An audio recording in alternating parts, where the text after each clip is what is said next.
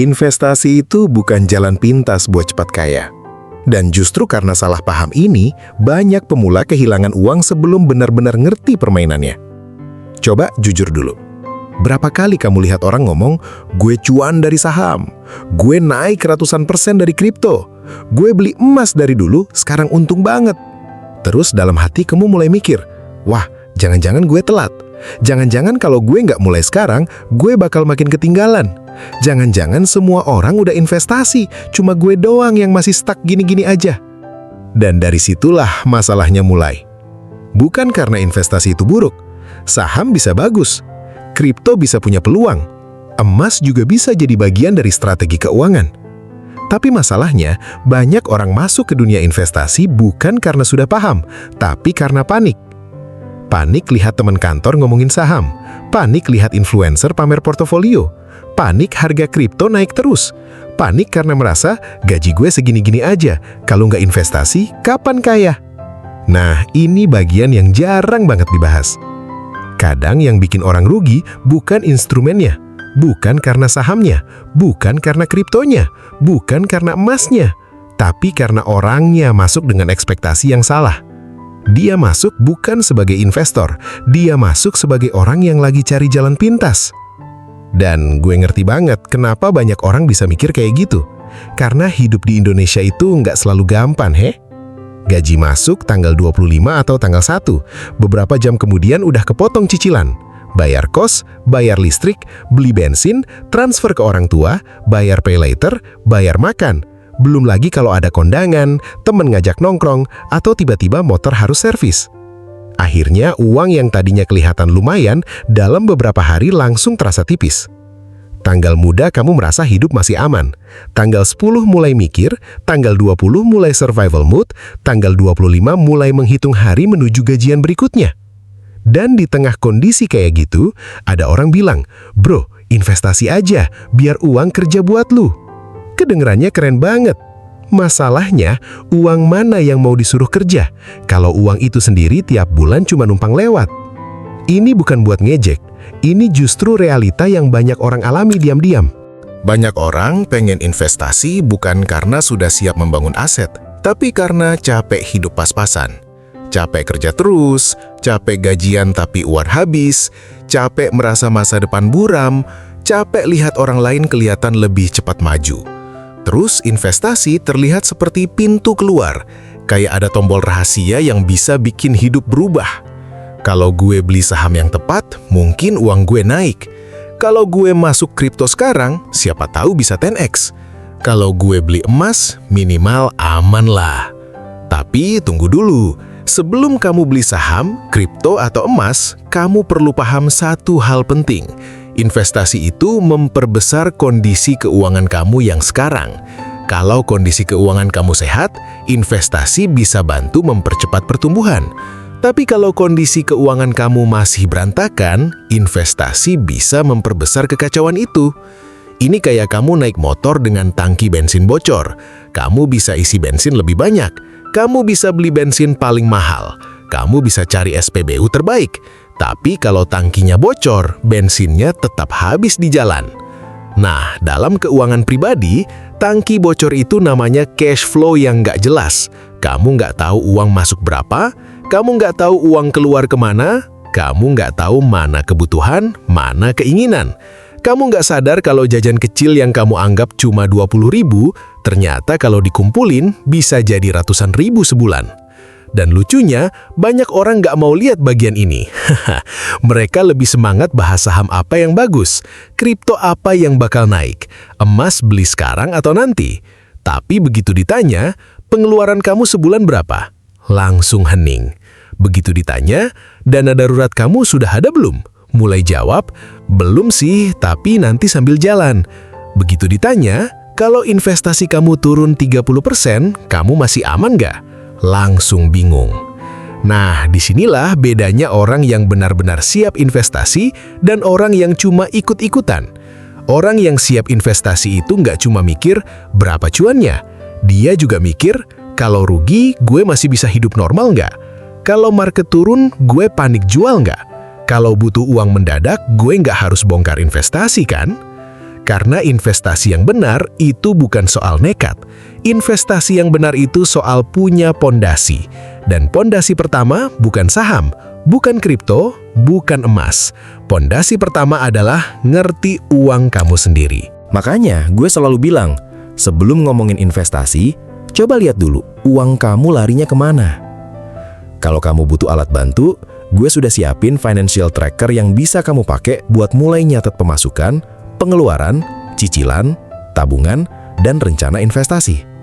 Linknya ada di deskripsi video ini, bukan buat bikin kamu merasa bersalah, bukan buat bikin kamu pelit, tapi supaya kamu akhirnya bisa melihat kenyataan dengan jelas. Karena uang yang nggak dicatat itu sering terasa hilang, padahal dia nggak hilang, dia bocor. Bocor di kopi susu, bocor di ongkir, bocor di subscription yang lupa dimatiin, bocor di pay later kecil-kecil, bocor di cuma sekali ini, bocor di gengsi karena nggak enak nolak ajakan teman. Dan yang paling bahaya, bocornya sering kelihatan normal.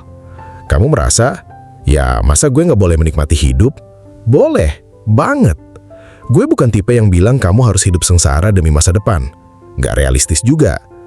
Kalau tiap hari kamu kerja keras, macet-macetan, dikejar deadline, dimarahin atasan, terus kamu nggak boleh beli apapun yang bikin kamu senang, ya lama-lama hidup terasa kayak hukuman.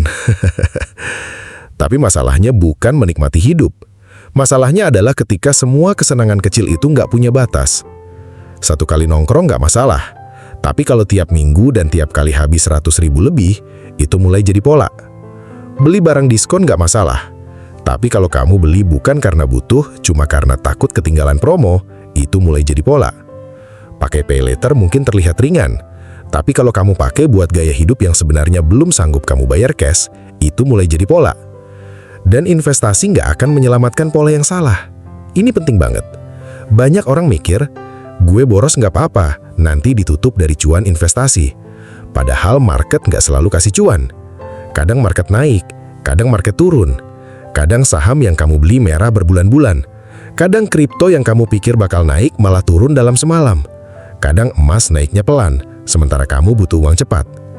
Kalau kamu masuk investasi dengan mental harus cepat untung, kamu akan gampang kecewa. Begitu harga turun sedikit, kamu panik.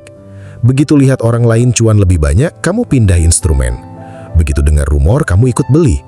Akhirnya bukan investasi, tapi lompat-lompat karena emosi. Dan pasar itu kejam buat orang yang belum kenal dirinya sendiri.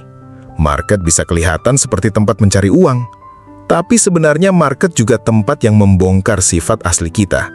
Kalau kamu gampang serakah, market akan memancing keserakahan itu. Kalau kamu gampang takut, market akan memancing kepanikan itu. Kalau kamu gampang ikut-ikutan, market akan kasih banyak alasan buat kamu ikut arus. Kalau kamu belum punya rencana, market akan membuat kamu bingung setiap hari. Makanya, sebelum kamu tanya, saham apa yang bagus? Kripto apa yang bagus? Emas mending beli sekarang atau nanti? Tanya dulu ke diri sendiri. Gue investasi buat apa? Ini pertanyaan sederhana tapi banyak orang nggak bisa jawab. Ada yang jawab, ya buat cuan lah. Oke, tapi cuan buat apa?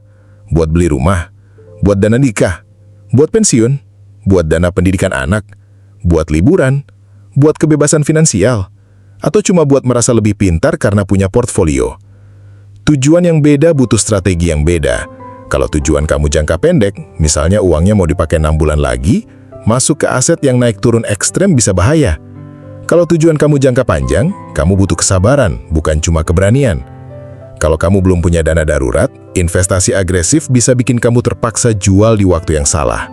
Ini yang sering terjadi. Ada orang baru mulai investasi, semangat banget. Setiap bulan beli saham, atau masuk kripto, atau beli emas. Tapi dia lupa satu hal, hidup nggak selalu berjalan sesuai rencana.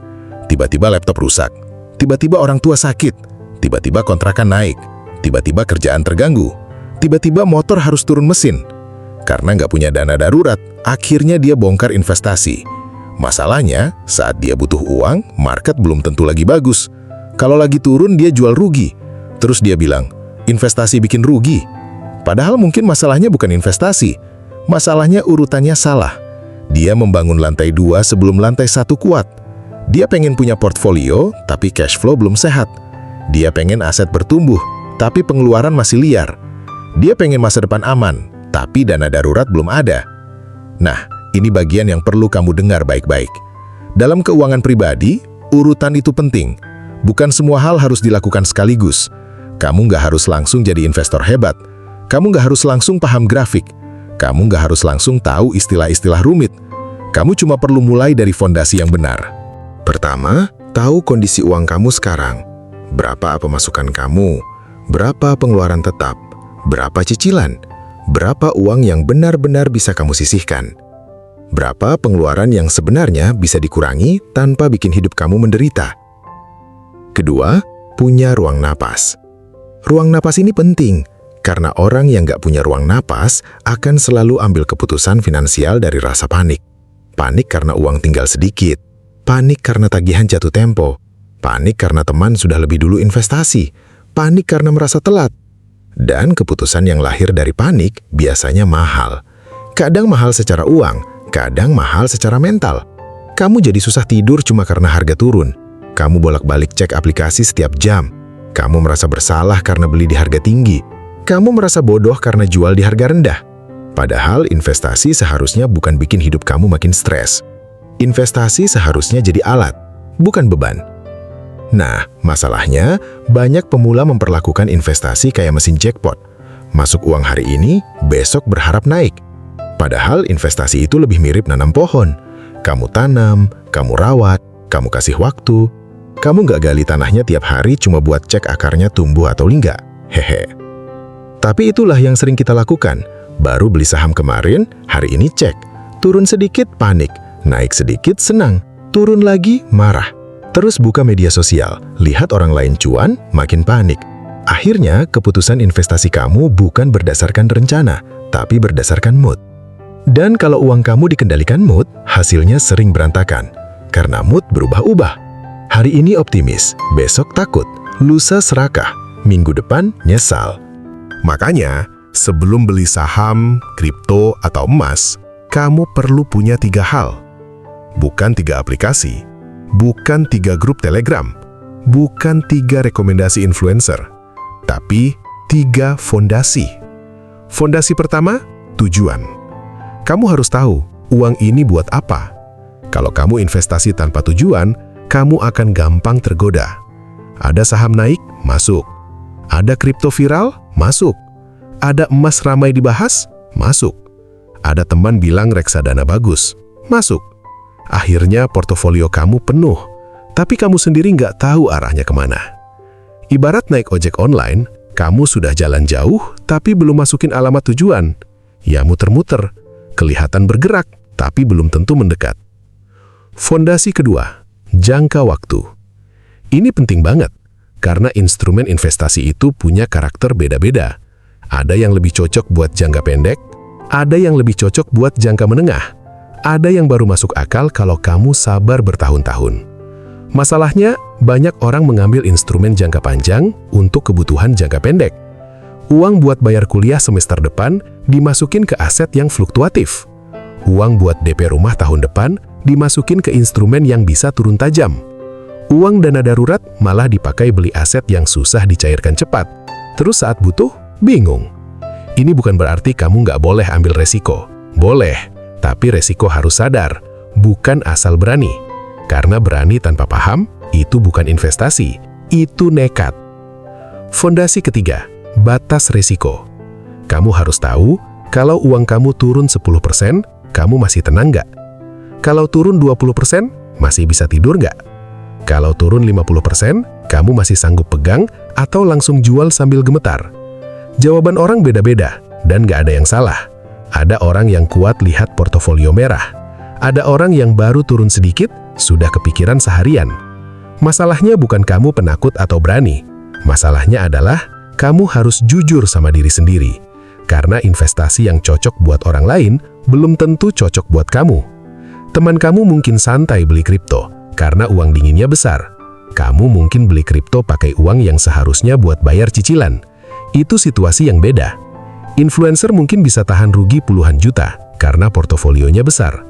Kamu rugi 1 juta saja, mungkin sudah mengganggu uang makan bulan ini. Itu realita yang harus dihormati. Jangan pakai ukuran hidup orang lain buat mengambil keputusan uang kamu sendiri. Karena yang menanggung akibatnya bukan mereka, yang menanggung kamu. Nah, sampai sini mungkin kamu mulai mikir, berarti gue jangan investasi dulu dong. Bukan begitu. Gue nggak bilang kamu harus takut investasi. Justru gue pengen kamu mulai dengan benar. Karena investasi itu penting. Kalau uang kamu cuma diem di rekening, nilainya bisa tergerus. Kalau kamu nggak pernah belajar investasi, kamu bisa kehilangan kesempatan membangun aset. Kalau kamu cuma kerja terus tanpa aset, kamu bisa capek sendiri. Tapi investasi yang baik dimulai dari kesadaran, bukan FOMO. Dimulai dari paham, bukan ikut-ikutan. Dimulai dari rencana, bukan harapan kosong. Dan sekarang, kita masuk ke bagian yang lebih dalam. Karena setelah kamu tahu bahwa investasi bukan jalan pintas, pertanyaan berikutnya adalah, kalau begitu dari mana pemula harus mulai? Apakah dari emas dulu karena katanya aman? Apakah dari saham karena potensi untungnya lebih besar? Apakah dari kripto karena peluangnya cepat? Atau justru bukan dari ketiganya? Nah, jawabannya nggak sesederhana, pilih yang paling cuan. Karena instrumen terbaik bukan yang paling ramai dibicarakan.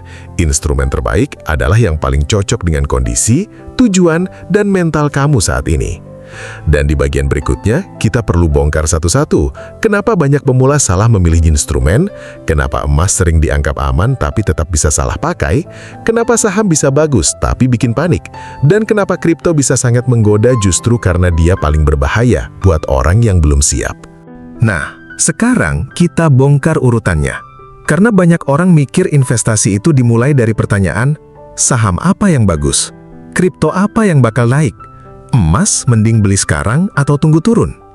Padahal, buat pemula, pertanyaan pertama bukan itu. Pertanyaan pertama yang harus kamu jawab adalah, keuangan gue udah cukup aman belum buat mulai ambil resiko? Karena gini, investasi itu selalu punya resiko. Bahkan instrumen yang kelihatannya aman pun tetap punya resiko. Emas bisa naik turun. Saham jelas bisa naik turun. Kripto apalagi bisa geraknya ekstrim banget. Reksadana pun tetap punya resiko sesuai jenisnya. Jadi kalau kamu masuk investasi sambil berharap semuanya pasti naik, kamu akan kecewa. Dan biasanya, orang yang kecewa di awal itu bukan karena dia bodoh. Bukan juga karena dia nggak cocok investasi. Tapi karena dia masuk terlalu cepat dengan pondasi yang belum siap. Makanya, urutan pertama bukan beli aset. Urutan pertama adalah beresin cash flow. Cash flow itu gampangnya aliran uang kamu. Uang masuk dari mana? Uang keluar kemana? Sisanya berapa? Bocornya di mana? Ini kedengarannya sederhana banget, bahkan mungkin membosankan. Tapi justru disinilah banyak orang gagal. Karena ngomongin saham itu terasa keren, ngomongin kripto terasa modern, ngomongin emas terasa aman. Tapi ngomongin pengeluaran harian, rasanya kayak dihakimi. Padahal bukan begitu. Nyatat pengeluaran itu bukan buat bikin kamu merasa miskin. Bukan buat bikin kamu merasa bersalah setiap beli kopi. Bukan buat melarang kamu menikmati hidup. Nyatat pengeluaran itu buat bikin kamu sadar. Karena selama kamu nggak sadar uang kamu pergi kemana, kamu akan terus merasa gaji kamu kurang. Bahkan saat gaji naik pun masalahnya bisa tetap sama. Dulu gaji 4 juta habis, naik jadi 6 juta habis juga, naik jadi 8 juta tetap merasa kurang.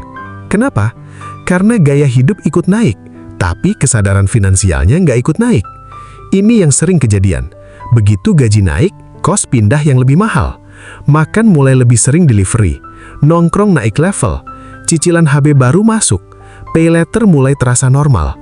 Barang yang dulu dianggap mahal, sekarang mulai dianggap, ya masih masuk lah.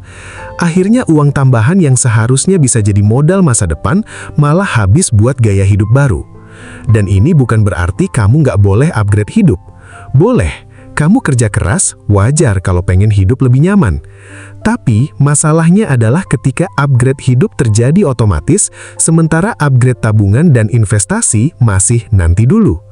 Nah, disinilah financial tracker kepake. Karena kadang kamu nggak butuh motivasi dulu, kamu butuh data.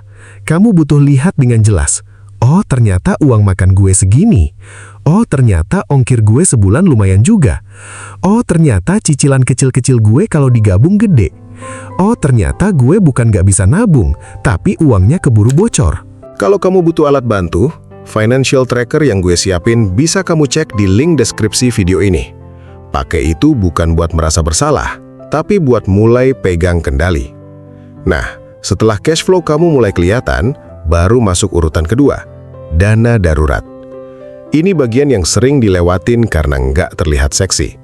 Dana darurat itu nggak bikin kamu terlihat keren, nggak bisa dipamerin kayak portofolio saham, nggak bikin kamu merasa jenius kayak beli kripto sebelum naik, nggak seglamor ngomongin cuan. Tapi, dana darurat itu yang bikin kamu nggak gampang hancur saat hidup tiba-tiba berubah. Karena masalah hidup itu sering datang tanpa undangan. Motor rusak, laptop mati, kontrak kerja nggak diperpanjang, orang tua butuh bantuan, biaya rumah sakit, HP hilang, pendapatan freelance turun, atau tiba-tiba ada kebutuhan keluarga yang nggak bisa kamu tolak. Kalau kamu nggak punya dana darurat, kamu punya dua pilihan yang sama-sama nggak enak. Pertama, pakai utang. Kedua, bongkar investasi. Dan dua-duanya bisa bikin rencana kamu berantakan. Kalau pakai utang, bulan depan cash flow makin berat. Kalau bongkar investasi, kamu bisa terpaksa jual saat harga lagi turun. Akhirnya investasi yang harusnya buat masa depan berubah jadi ATM darurat. Ini yang banyak pemula alami. Dia rajin beli aset, tapi setiap ada masalah, asetnya dijual. Mulai lagi dari nol. Ada masalah lagi, dijual lagi. Mulai lagi dari nol lagi. Lama-lama dia merasa investasi nggak ada hasil. Padahal, masalahnya bukan investasinya. Masalahnya dia belum punya pagar pelindung. Dana darurat itu pagar. Dia mungkin nggak bikin kamu kaya secara langsung, tapi dia mencegah kamu mundur terlalu jauh. Dan dalam keuangan pribadi, kadang menang itu bukan cuma soal cepat maju. Kadang menang itu soal nggak gampang jatuh. Setelah cash flow jelas dan dana darurat mulai terbentuk, baru masuk urutan ketiga, lunasi atau kendalikan hutang konsumtif. Nah, ini agak sensitif, karena banyak orang merasa, ya mau gimana lagi, semua orang juga punya cicilan. Betul, cicilan motor mungkin memang butuh buat kerja. Cicilan rumah mungkin bagian dari rencana jangka panjang. Cicilan tertentu bisa saja masih masuk akal kalau terukur. Tapi yang bahaya adalah hutang konsumtif yang dipakai buat gaya hidup. Pay later buat check out barang yang sebenarnya nggak mendesak. Cicilan HP karena gengsi. Pinjam uang buat liburan. Gesek kartu kredit buat nongkrong. Beli barang diskon padahal uangnya belum ada. Ini yang diam-diam menggerogoti masa depan. Karena hutang konsumtif itu seperti kamu memakai uang masa depan untuk membayar keinginan hari ini. Dan kalau kebiasaan ini terus berulang, gaji kamu bulan depan sudah habis bahkan sebelum masuk. Makanya ada orang yang baru gajian tapi nggak merasa lega. Karena uangnya sudah ada yang antri. Cicilan ini, tagihan itu, pay later jatuh tempo, utang teman, kartu kredit, pinjol. Akhirnya gaji cuma lewat sebentar, terus pergi lagi. Kalau kondisinya seperti ini, investasi agresif bisa jadi berbahaya. Karena kamu mungkin beli aset sambil tetap dikejar bunga hutang. Dan bunga hutang konsumtif seringkali lebih pasti daripada potensi cuan investasi. Investasi belum tentu naik, tapi tagihan pasti datang. Nah, setelah tiga hal tadi mulai aman, cash flow jelas, dana darurat mulai ada, hutang konsumtif terkendali, baru masuk ke investasi. Tapi bahkan di tahap ini pun jangan langsung lompat ke instrumen paling ramai. Mulainya dari tujuan. Misalnya kamu punya tujuan jangka pendek, uangnya mau dipakai kurang dari 1 tahun. Mungkin buat biaya nikah, dana pindah kos, biaya kuliah, atau kebutuhan keluarga yang sudah jelas waktunya. Untuk tujuan seperti ini, kamu nggak bisa asal taruh uang di aset yang naik turunnya ekstrim. Karena waktunya pendek. Kalau turun, kamu nggak punya cukup waktu untuk nunggu pulih. Kalau tujuan jangka menengah, misalnya 2 atau 5 tahun, kamu mulai bisa mikir instrumen yang sedikit lebih bertumbuh, tapi tetap harus sesuai resiko.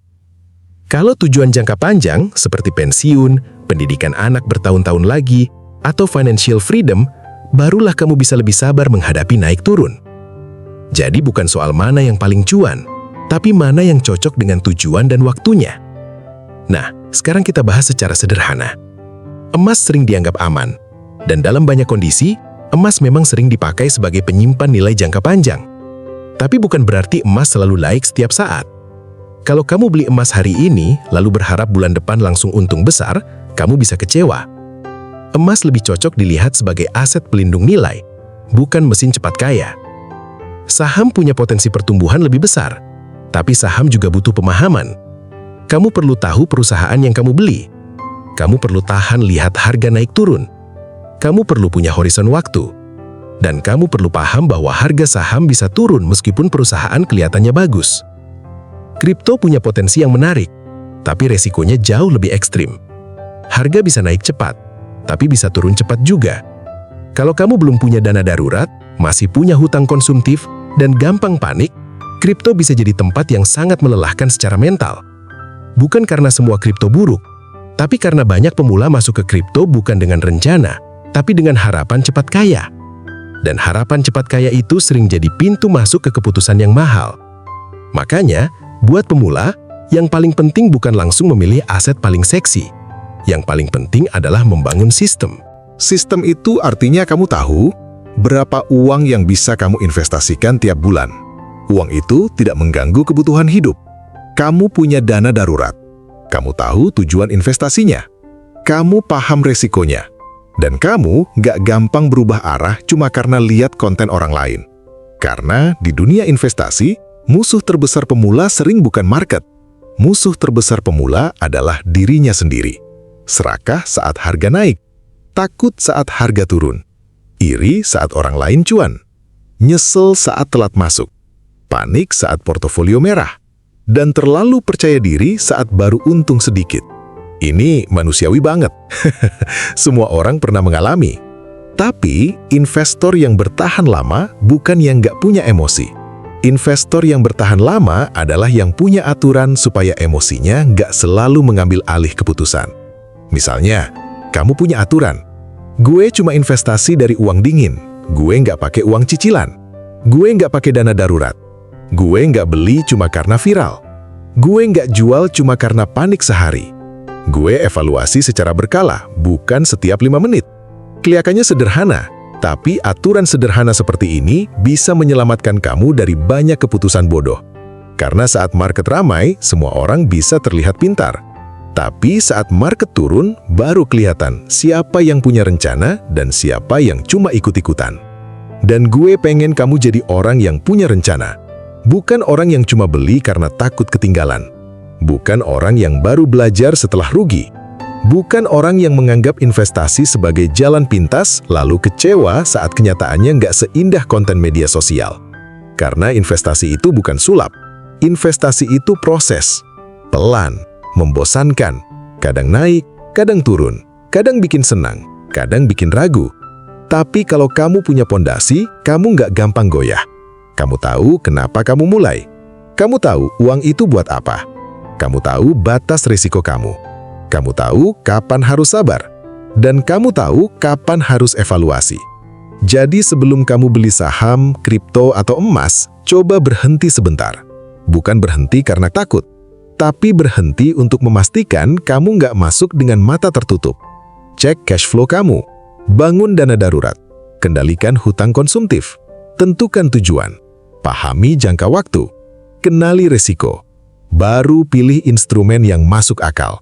Karena investasi terbaik bukan yang paling cepat bikin kamu terlihat kaya. Investasi terbaik adalah yang bisa kamu jalani dengan tenang, konsisten, dan sesuai hidup kamu sendiri. Bukan hidup teman kamu. Bukan hidup influencer. Bukan hidup orang yang pamer cuan di media sosial. Hidup kamu. Dengan gaji kamu. Dengan tanggungan kamu. Dengan kondisi keluarga kamu, dengan mental kamu, dengan tujuan kamu. Dan kalau hari ini kamu merasa belum siap investasi besar, nggak apa-apa. Mulai dari merapikan uang dulu. Karena orang yang bisa mengatur uang kecil akan jauh lebih siap saat uangnya membesar. Tapi orang yang belum bisa mengatur uang kecil seringkali tetap berantakan meskipun penghasilannya naik. Jadi jangan buru-buru tanya, aset apa yang harus gue beli? Tanya dulu, sistem uang gue sudah benar belum? Karena kalau sistemnya sudah benar, investasi jadi lebih tenang. Tapi kalau sistemnya masih bocor, investasi cuma jadi tempat baru untuk panik. Dan dari sini, kamu punya pilihan. Kamu bisa tetap ikut-ikutan, beli karena ramai, jual karena takut, lalu mengulang kesalahan yang sama. Atau kamu mulai lebih pelan, lebih sadar, lebih jujur sama kondisi sendiri. Memang nggak secepat cerita orang yang katanya cuan ratusan persen, tapi jauh lebih realistis. Dan buat kebanyakan orang Indonesia yang kerja keras setiap bulan, realistis itu jauh lebih penting daripada sekedar terlihat keren. Karena tujuan kita bukan cuma punya portofolio, Tujuan kita adalah punya hidup yang lebih tenang, uang yang lebih terarah, masa depan yang gak selalu bikin cemas, dan keputusan finansial yang gak lagi dikendalikan rasa panik. Kalau video ini relate sama kamu, tulis di komentar. Gue mau mulai dari fondasi dulu, biar kita sama-sama ingat, investasi itu bukan lomba siapa paling cepat masuk market, tapi soal siapa yang paling siap bertahan. Kalau kamu mau mulai rapiin keuangan sebelum investasi, gue juga sudah siapin financial tracker yang bisa kamu pakai buat nyatet pemasukan, pengeluaran, cicilan, tabungan, dan rencana investasi. Linknya ada di deskripsi video ini. Like video ini kalau kamu merasa pernah FOMO beli aset karena lihat orang lain cuan. Subscribe channel ini kalau kamu mau belajar keuangan pribadi dan investasi dengan cara yang realistis buat hidup orang Indonesia. Dan share video ini ke teman kamu yang lagi pingin beli saham, kripto, atau emas, tapi mungkin belum sempat ngecek pondasi keuangannya sendiri. Sampai ketemu di video berikutnya.